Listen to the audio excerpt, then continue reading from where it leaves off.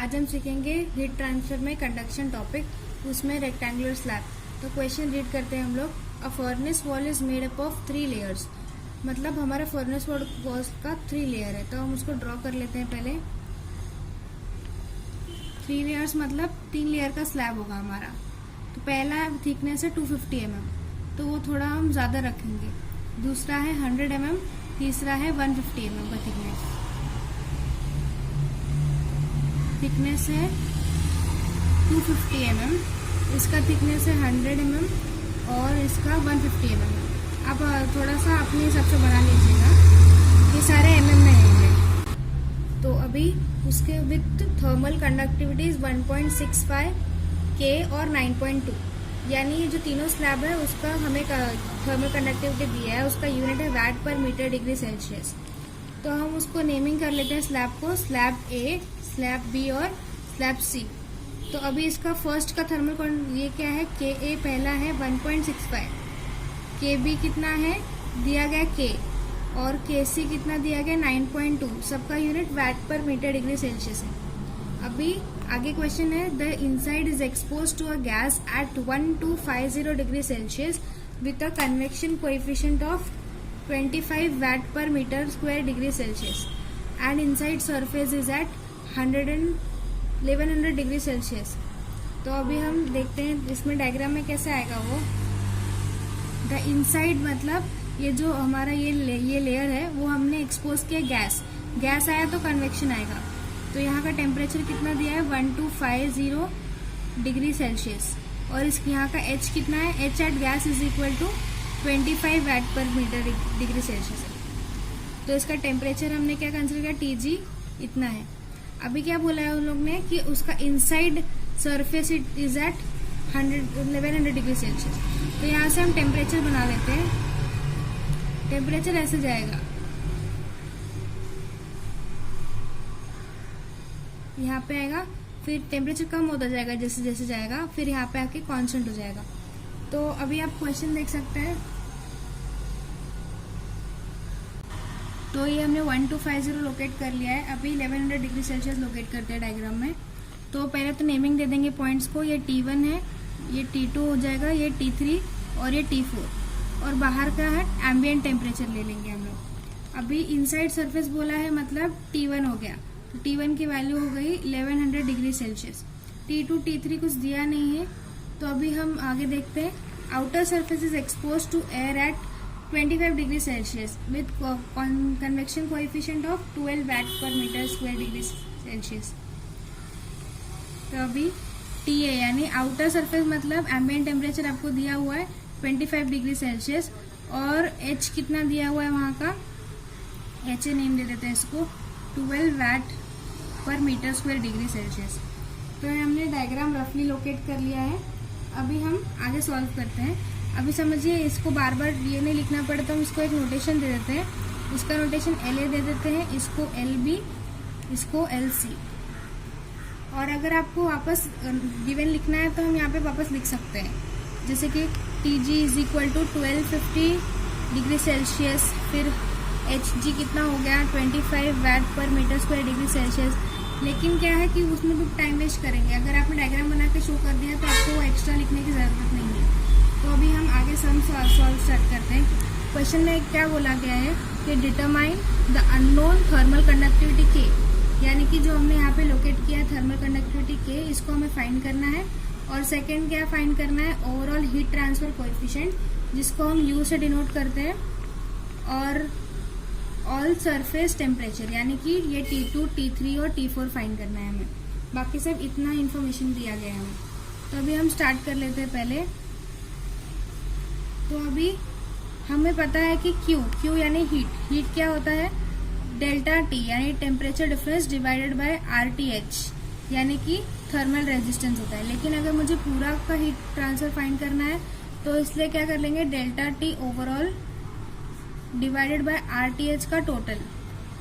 तो RTH का total मतलब क्या हो जाएगा, delta T as it is रख लेते हैं हम लोग, डिवाइड बाय RTH यानी क्या होगा, थर्मल रेजिस्टेंस सबके अंदर का आएगा, लेकिन RTH एट ये यहाँ पर कन्वेक्शन हो रहा है, तो क्या लिखेंगे पहले, RTH एट कन्वेक्शन 1 प्लस अभी यहाँ पे देखिए, जो हमारा एयर टू सरफेस के बीच में होता है वहाँ कन्वेक्शन होता है, जो सरफेस के सरफेस बीच में होता है उसमें कंडक्शन होता है। फिर सरफेस टू सरफेस ट्रांसमिशन हो रहा है तो कंडक्शन होगा, फिर सरफेस टू सरफेस हो रहा है तो यहाँ पे भी कंडक्शन होगा, फिर अगर सरफेस टू एयर में एंटर कर रहा है दूसरा मीडियम है तो कन्वेक्शन होगा यहाँ पे। तो अभी लिख लेते हैं T1, T2, T3, T4, ये चारों के जगह पे क्या होगा, कन्वेक्शन होगा, कंडक्शन होगा सॉरी। तो RTH at 1 plus RTH 2 plus RTH 3, इन सब के जगह हम ABC भी लिख सकते हैं क्योंकि हमारा स्लैब का नाम ABC है, तो उसको कंफ्यूजन ना हो इसलिए हम ABC डिवाइड कर लेते हैं।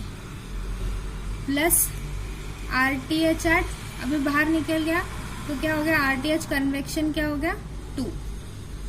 तो ये हमारा फॉर्मूला बन गया एक। अभी हम इसके लिए हमें आगे सॉल्व करने के लिए क्या क्या चाहिए, सारे RTH की वैल्यू चाहिए।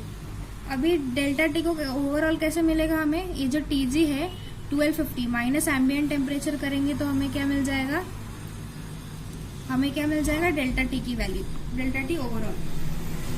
तो अभी हम आगे सॉल्व कर लेते हैं सम। तो अभी हम स्टार्ट करते हैं RTH फाइंड करना, सॉरी RTH एट कन्वेक्शन 1, ये क्या होगा,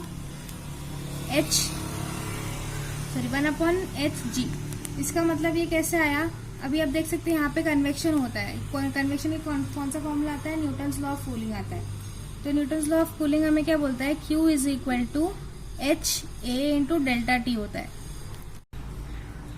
तो अभी इसको हम रीअरेंज कर लेते हैं, क्या मिलेगा हमें, delta T divided by Q को इधर लेके आएंगे हम, तब ये क्या हो जाएगा, is equal to 1 divided by H into A।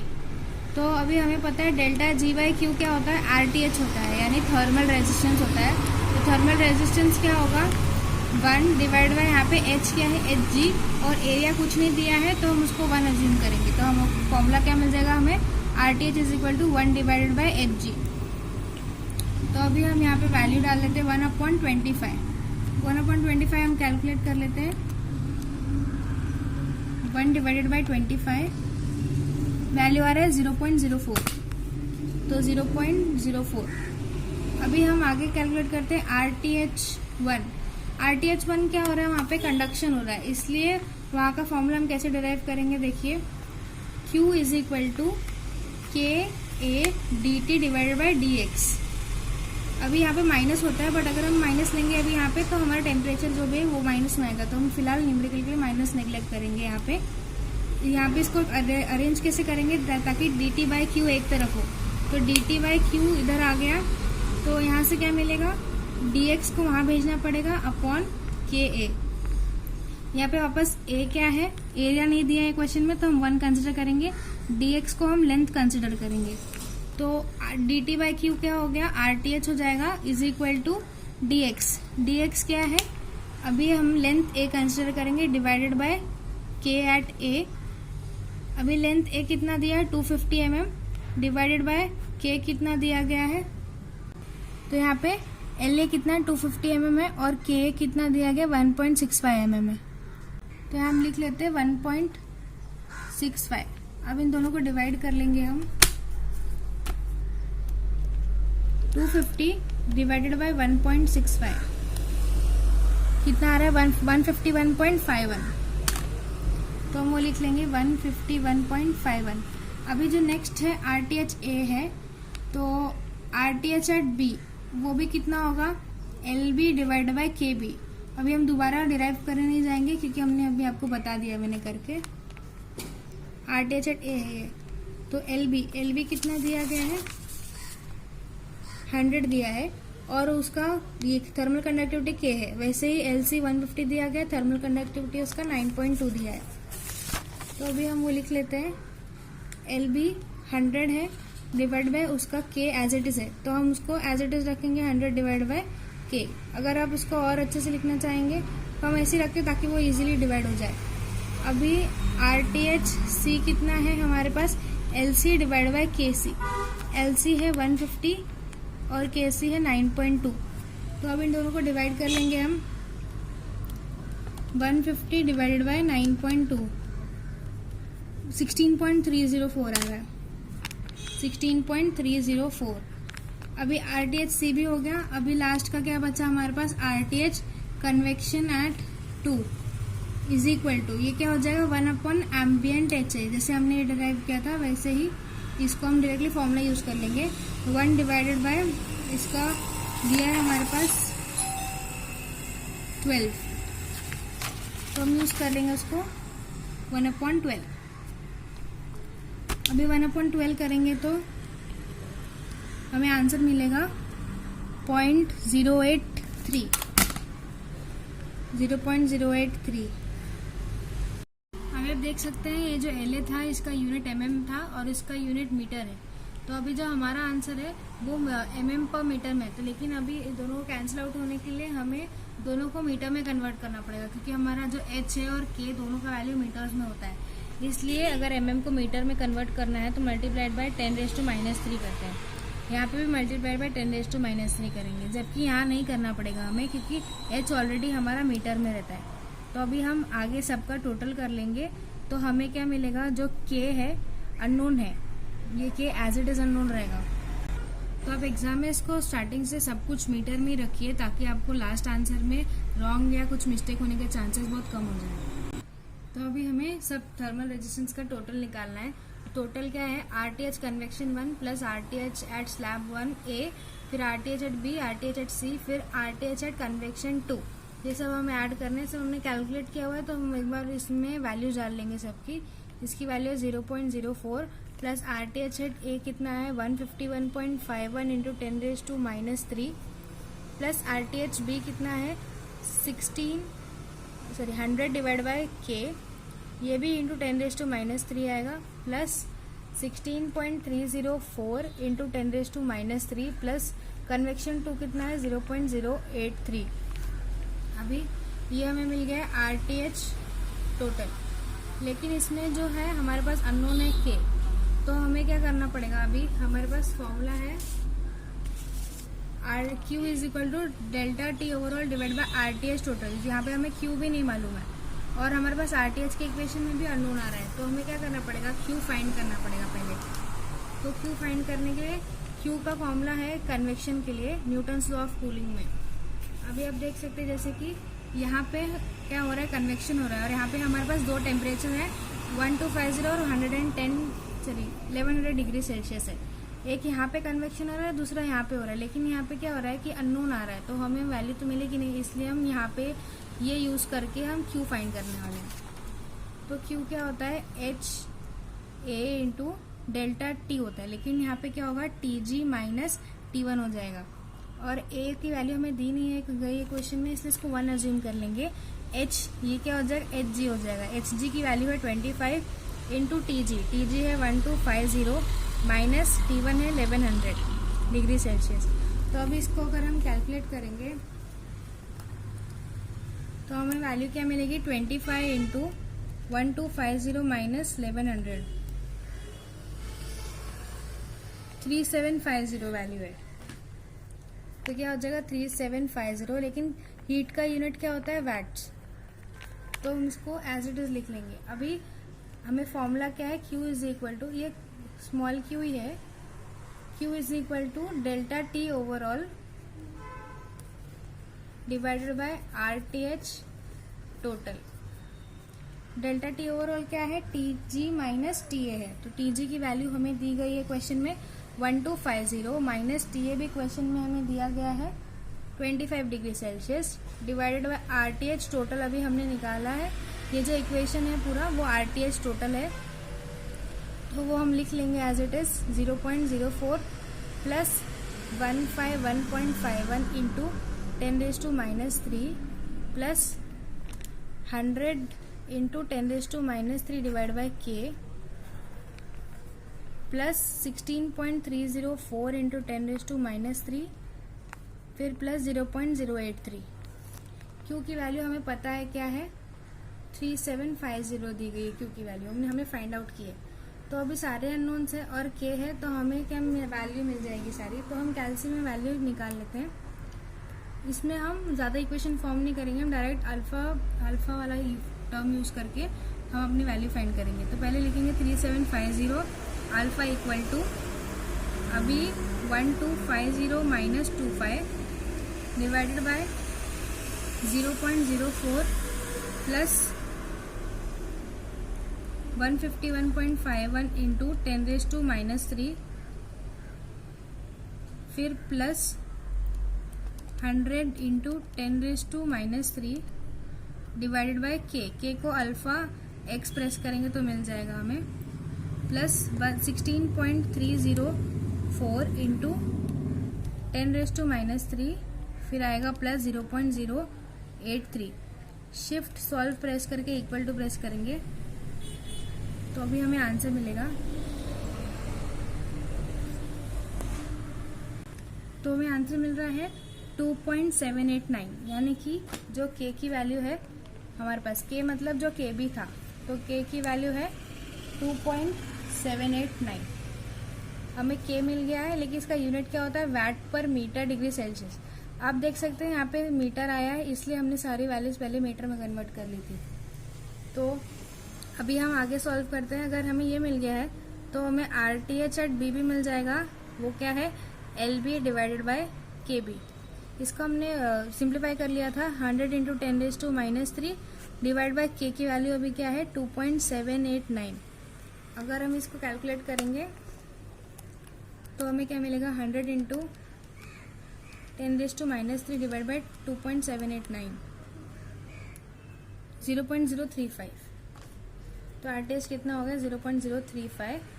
तो अभी क्या हम क्या निकाल लेंगे, RTH टोटल। तो RTH टोटल की इक्वेशन क्या होगी, 0.04 प्लस 151.51 इंटू 10⁻³ प्लस अभी हमने RB कैलकुलेट कर लिया तो हम एज इट इज लिखेंगे 0.035 प्लस 16.304 इंटू 10⁻³ प्लस 0.083। अभी इस सबको हम कैल्शियम कैलकुलेट कर लेंगे। इसको कैलकुलेट करने के बाद हमें मिल रहा है 0.032। हमें कैलकुलेट करने के बाद मिल रहा है 0.3258। अभी हमें सेकेंड क्वेश्चन में क्या मिला है, हमने क्वेश्चन में क्या बोला गया था कि अननोन थर्मल कंडक्टिविटी के फाइंड करना है, वो हमने कर लिया है। अभी ओवरऑल हीट ट्रांसफर यानी कि यू फाइंड करना है हमें। तो ये क्या होता है, U is equal to 1 divided by RTH यानी थर्मल रेजिस्टेंस टोटल।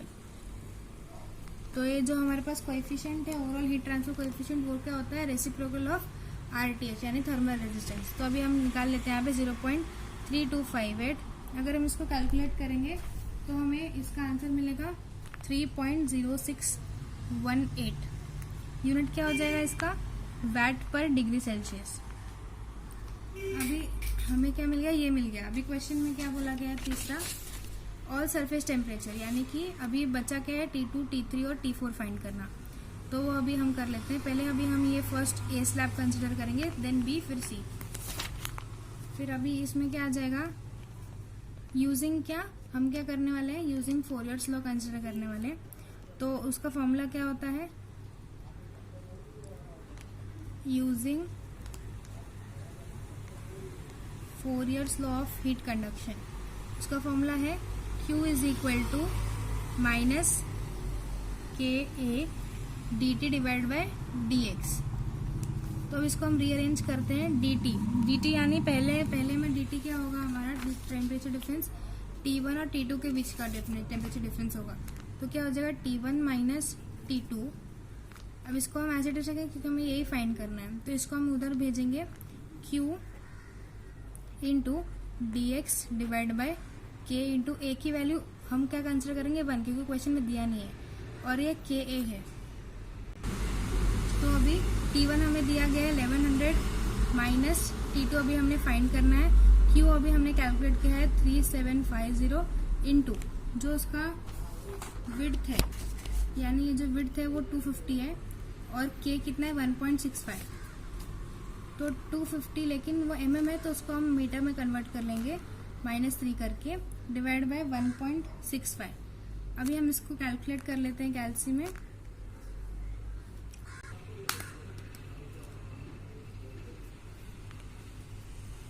इसको अगर हम कैलकुलेट करेंगे तो हमें वैल्यू मिलेगी 531.818 डिग्री सेल्सियस। तो हमें T2 मिल गया है। ऐसे ही हम क्या फाइंड कर लेंगे T3 और T4 भी। तो तो सेम फॉर्मूला यूज करेंगे हम। बस क्या हो जाएगा, अभी यहाँ पे सेकेंड स्लैब है TB है तो T2 माइनस T3 हो जाएगा। तो हमें मिलेगा T2 माइनस T3, ये हम सेकेंड B के लिए फाइंड कर रहे हैं, is equal to Q into DX divide by K into B। इसका एरिया हमने 1 अज्यूम किया है क्योंकि दिया नहीं इक्वेशन में। T2 की वैल्यू है हमारे पास 531.818 minus T3 is equal to Q की वैल्यू हमने फाइंड की है 3750 इंटू DX, यानी इसका विड्थ दिया हुआ है 100 into 10⁻³ metres divide by KB हमारे पास हमने कैलकुलेट किया है 2.78। तो हम यहाँ से कैलकुलेट करेंगे तो हमारे पास T3 की वैल्यू आ जाएगी 398.41 डिग्री सेल्सियस। ऐसे ही हम नेक्स्ट स्लैब के लिए फाइंड कर लेंगे, यानी T3 और T4 के लिए फाइंड कर लेंगे। एक सेकेंड, सॉरी।